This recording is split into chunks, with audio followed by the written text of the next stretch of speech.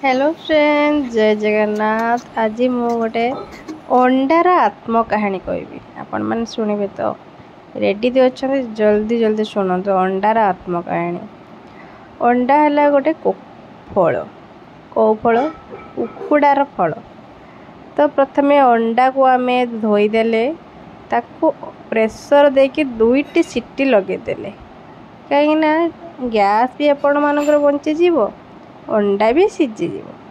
तो अंडा को आम रांधवाई तो मसला तो करने पड़ो। मुझे पियाज, अदा, रसुण, जीरा, कंचा लंका देकी भल भाव गुड्र गुड्र करदेली। से तो हो गला।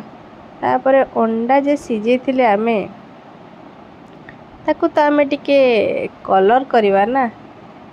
जो मान लोक मैंने आजिका डेट्रे जो रंग चेंज कर दूँ ताकू देखिए आम कलर भी अंडार भी कलर चेंज करदेली। अंडा आलू कलर चेंज है से कड़ार तेल देली। आम जे गुंड गुंड करथिले पेस्ट पकेदेली, ताको भल भाव कषिदेली।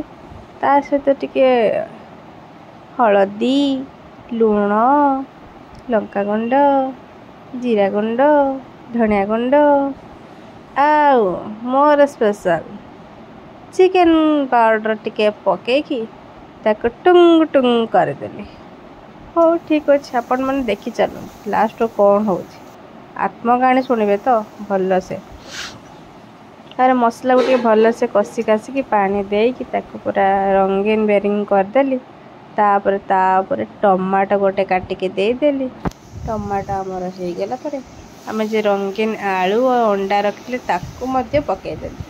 ताकू भी 10-15 मिनट घंटेली घंटी साइला पर टिके पानी देली, कहीं मसला जे थिला आमर अंडा भीतर को जीव।